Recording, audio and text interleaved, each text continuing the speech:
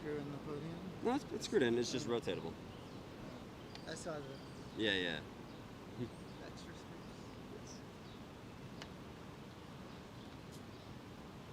Okay. Good afternoon, everybody joining the live stream. Thank you so much. We'll get started in about 10 seconds, but if you have any questions, you can ask them in the live function and they'll be relayed on site. You can also email press@advocate.nyc.gov or reach out to me, Kevin Fagan, Director of Communications. You all have my number. But now, I just want to bring up the public advocate. Thank you. All right, peace and blessings, love and light to everyone. Thank you for being here. Thank you for watching.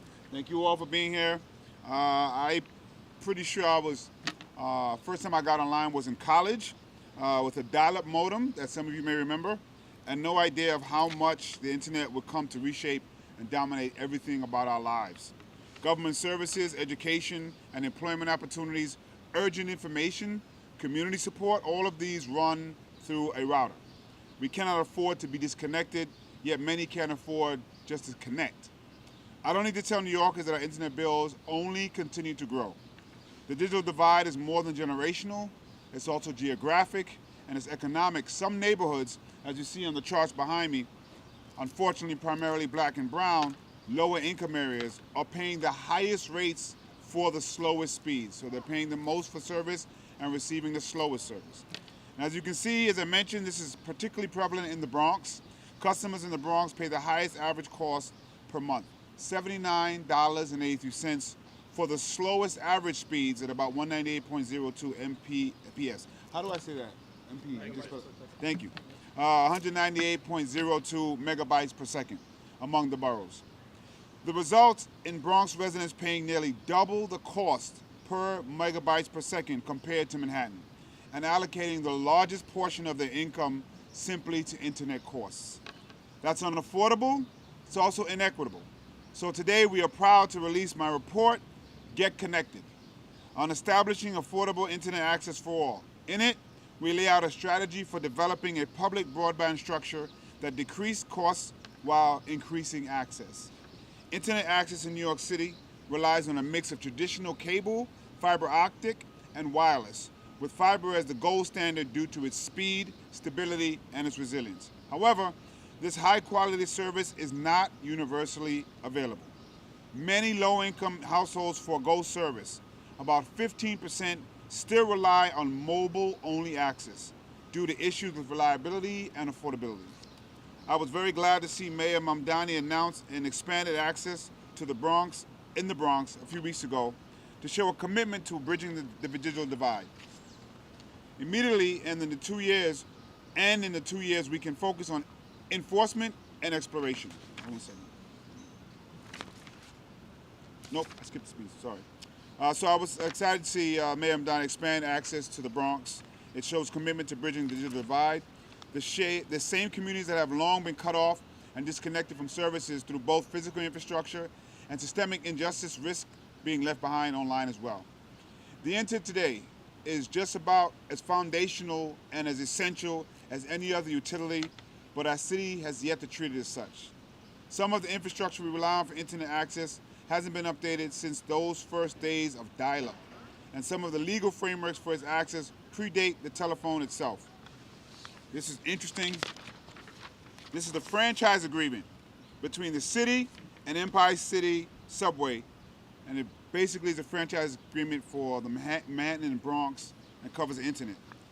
That franchise agreement between the city and Empire City Subway dates back to 1891, wow, before our five-borough city even existed. Wow. This is the franchise that most of our internet services, particularly in those two boroughs, are running off of. While the city has taken some important steps in recent years to renew infrastructure and reach people, including through public-private partnerships that have had real impact, we definitely have to move and go further. Public-private partnership can only go so far, and without proper oversight, can fall short of the benefits promised. So in my office's new report, we're proposing a new way to get connected, essentially by creating a municipal system like we have for other utilities, a public option for internet service. By leveraging existing infrastructure and building new pathways, we can create a municipal system that provides affordable and accessible internet for all. New Yorkers deserve an option designed for the public, not for profit. In an era when rates are rising and affordability is a central concern of our city, we cannot miss this opportunity. Very basically, we can achieve this by doing what we can now and beginning to build for what we need in the coming years. Immediately, and in 2 years, we can focus on enforcement and exploration. Audit our current partnerships, cancel what's truly not working, push for better results when able. Establish an independent task force on conduit leasing reform. Conduct a candidates and feasibility study for municipal broadband use. Then, we move to build out and buy out systems for the next 5 years. Develop a municipal fiber backbone network through purchase and construction. Streamline the access application process for neighborhood network points. Establish a sliding scale fee structure for use of municipal system. And partner with technology-focused organizations to educate community groups. From there, and moving forward, we'll establish municipal broadband system. Launch fiber to the premises municipal pilot programs in underserved areas. Integrate fiber conduit installation into major capital projects. Historically, the city has not enforced oversight, which often leads to clogged, crumbling systems filled with unused wires. This creates prohibitively high costs and delays for new ISP startups seeking market entry. We need to make sure the existing service lot live up to their end of the bargain. Then, through purchasing existing pathways and incorporating new construction into major capital projects, we can thread together a citywide network. We already have models of public internet in places like public universities and libraries. We already have Wi-Fi running through public spaces like train platforms. This is an expansion on that infrastructure and principle, using the gold standard for connection fiber. Come on through, sir. We're trying to get you some extra internet. There are miles of dark fiber beneath our feet that can be utilized and many more spaces where it can be laid. The city can purchase unused fiber and construct new fiber infrastructure to create a municipally owned broadband backbone that reaches every neighborhood. City assets should include certain utility posts, light poles, traffic lights, conduits, rooftops, bridges, and many more. We can also fund organizations already working to connect people. This is a large and long-term project, to be sure, but it's one we should get underway now in order to ultimately deliver internet for all. The longer we wait, the longer it takes to get it. And we already have models for how to deliver this kind of low-cost, community-centered coverage. Our prime example is here on this site. The Grand Street Guild is serviced by NYC Mesh, a community network. In a moment, we'll have representatives from NYC Mesh and tenants benefiting from it to discuss how their essential work is connecting people at low monthly cost. I'm the first to say that I've never been a tech expert, but I didn't need to be in Silicon Valley or know how to code in Python to see the common sense behind this kind of system. We recognize that water is essential, that electricity is essential. The internet has, for all intents and purposes, become just as much a necessity for so many reasons. As soon as we wake up to when we go to sleep, we have to get online to make sure we're getting the best information to get connected to services, simple services, even throughout our city. But to overextend the analogy, right now, the pipes don't go everywhere, and we don't have equal access. Tech moves fast. Even if our internet doesn't always match that speed, we need to move now to bring our communities online in a way that meets this moment, prepares the city for the technological future. So let's get connected with the internet for all. There's a lot of tech stuff here, but the basics is we can get faster service that is more affordable if we utilize some of the things that we're putting in our report, most of which is having a municipal option for people to get the access that they need. So with that, first we'll call up Rob Johnson from NYC Mesh. All right. Thank you. Hello, everybody. I just want to thank the Public Advocate's Office for putting together an excellent report. There's a lot of great recommendations in there, and there's a lot of pieces that they recommend that would really help communities across the city and would help communities like us, or organizations like us at NYC Mesh. If you look around these buildings here, what we have in New York is tall residential buildings spread throughout the whole city. What we do is we bring fiber optics and fast internet from downtown and bring it to the residents here, and then use the rooftops to spread that out into the neighborhoods that need the service. This is a map here with the Lower East Side and with significant parts of Brooklyn. We're in a few parts of Queens, we're in a few parts of the Bronx, Upper Manhattan, and then also significant in Lower Manhattan and Brooklyn here. We and other organizations would love to be able to serve the rest of the city, and it's important recommendations like those in the report, opening up fiber optics for us to use, rooftops, light poles, things like that. That's things that we can take advantage of and really spread the service to everyone. We serve hundreds of people in these buildings. We serve thousands of people across New York City, but to really get to everyone is going to take a village. And so we're proud to be part of that village and really pleased with the leadership from the Public Advocate's Office on this. So thank you so much. Thank you. Next we'll have Sandra Struthers, Grand Street Guild tenant. Yeah, you can do it. The president of Grand Street Guild Tenant Association, who can speak about why she loves this for the tenants who are here and some of the things she's heard from tenants who are using NYC Mesh. All right. Hi, thank you. So my name is Sandra Struthers, like I said, and I'm the president of Grand Street Guild. I represent 600 low-income families who have greatly benefited from Mesh. It's been $10 a month across the board. Payment is easy, cash, credit card, check, whatever you can do. One of the great features of it is if you cannot pay, you're not cut off from service. So that's one of the great things. They will work with you, they'll communicate with you, they're on site and available. So I am a staunch advocate of Mesh, and I think it being brought to other needy communities would be awesome. I think the low cost is really, it's just great. It just really helps low income people. Thank you. Thank you very much. Appreciate it. Our next speaker, Raul Enriquez. Enriquez. They spelled the name wrong, so just so you know. Yeah, that's Raul Enriquez from Community City Tech. All right. Hello. I apologize if I'm interrupting your lunch. My name is Raul Enriquez. I'm the co-founder and co-director of Community Tech New York, also known as Community CTNY. CTNY believes that building community networks builds community power, and we do this through education. The Public Advocate's Internet Report aligns with our mission, and we look forward to supporting this effort any way we can within our means. Thank you. I'll keep it short. Awesome. I got to bring you in more press conferences. I want to make sure folks see this though, because these are important. They show the Bronx in particular spending the most money, but really getting the lowest services.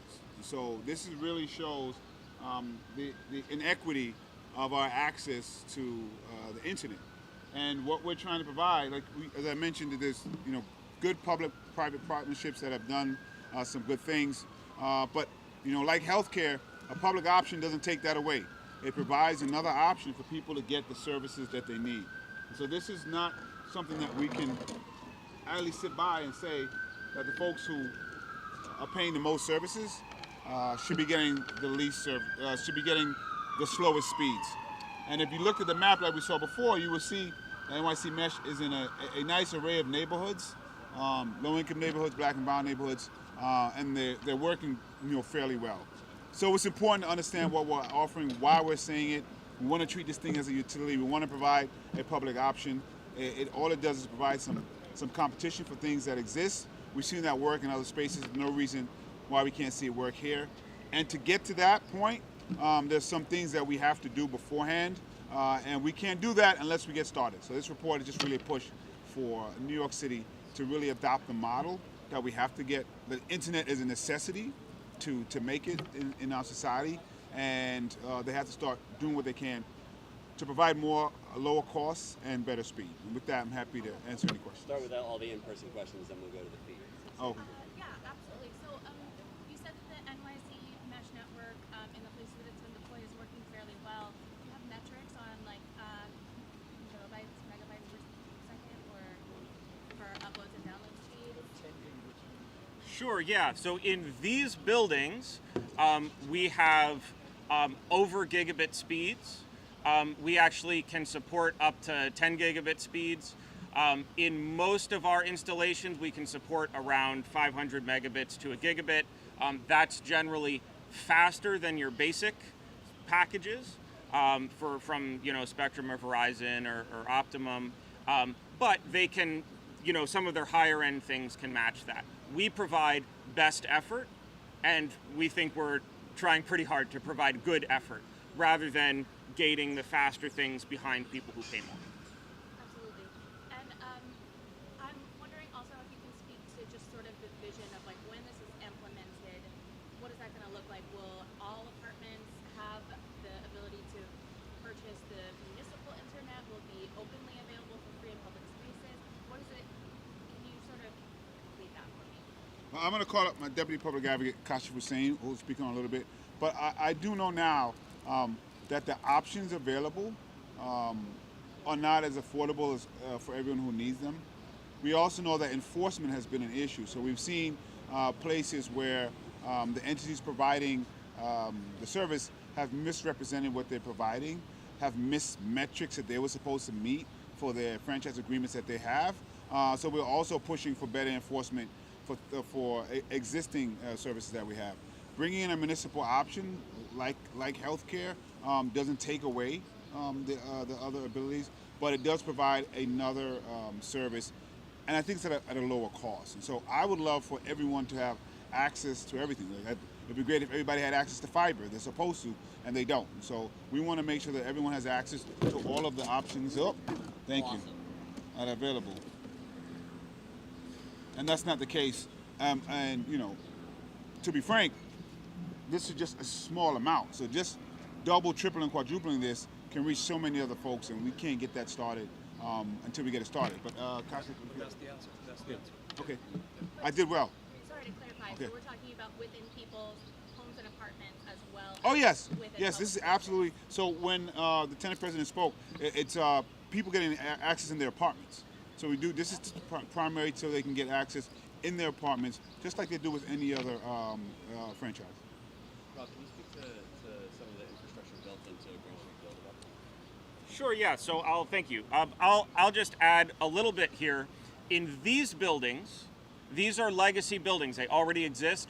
We had to install fiber optics from the ground floor, basically all the way to the roof to get to everyone's apartment. This same complex here, Grand Street, is building new buildings, and in their new buildings, what they're building is fiber that goes to every apartment from the beginning. And it's not fiber that's restricted to Verizon or even restricted to us. It's fiber that you can plug into whichever provider you are. And that way we don't have the situation where someone who has a lot of options means they have 4 times the number of cables running throughout the building. We only have one water pipe. You only have one electrical pipe. You should really only have one pipe for the internet to get it into your home, so you're not disrupting tenants, so that you're not coming out here and having to do so much more work every time to get more people the services they need. I have a question from the feed, which is, let's see if I can get it right. Sorry. Which is, there we go. We often see these disparities in other services as well. How do we get to this point where that's a disparity? Say it again? I assume they're talking about we often see these kind of disparities in the same communities. Oh, that's a fact. It's usually, unfortunately, the same communities, black and brown, low income, working class, immigrant communities that see these kind of disparities. It's something our office is lifting up. Come on down. Come on through. You want to come through? Okay. Okay. Okay, 1 second. All right. So that's a function of, unfortunately, how many things exist is one of the things my office is trying to get at. And we see most issues we bring up, these communities are the ones that are hit the hardest. So I'm not surprised, and it's unfortunate. Part of it has to do with just the way we set these things up. Another has to do with the enforcement. I think if there was some enforcement, this might be a little less. People might have been getting the services that the city agreed with a franchise provider to provide, and they never happened. And we always see a pushback when we're trying to deal with these inequities, because there are people making a lot of money off of these inequities. But we want to make sure that just making money, I want folks to make money, but that can't be the only thing.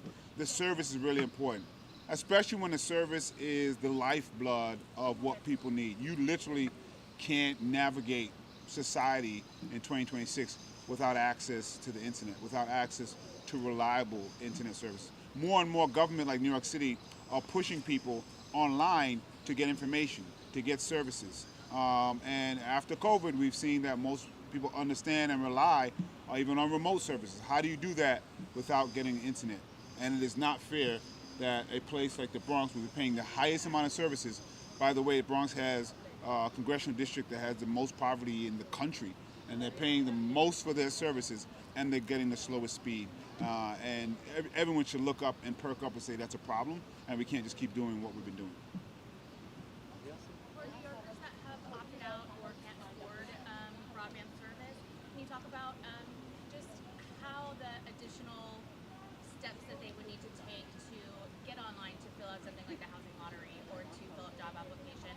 Like, what added logistics, cost, burden is that adding to that? You can try.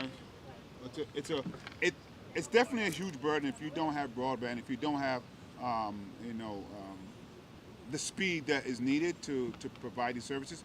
People have to maybe borrow cell phones. People thankfully can try to go to the library, but it's like added steps that you wouldn't normally have to have if you are in a shelter where they don't have the services. That's even higher. But you shouldn't have to make a plan to get on the internet to get in the services that you need.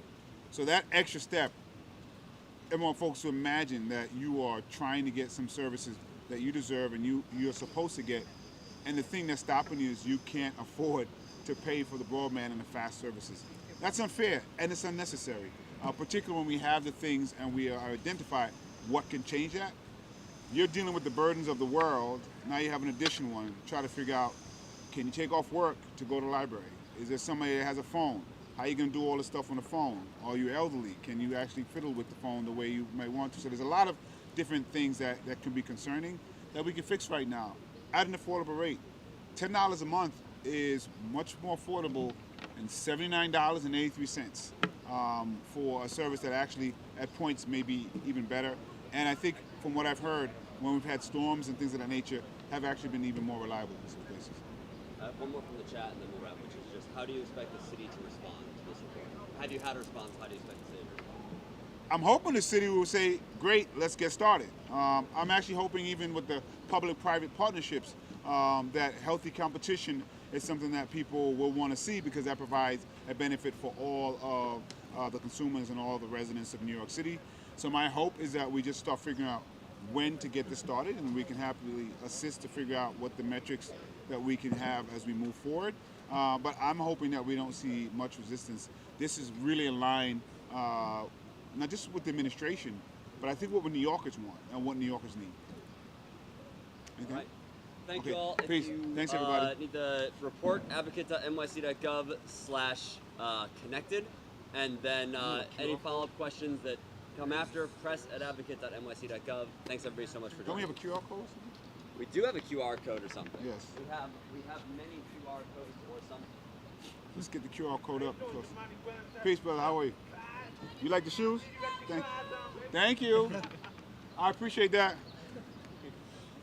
We have QR or codes. something.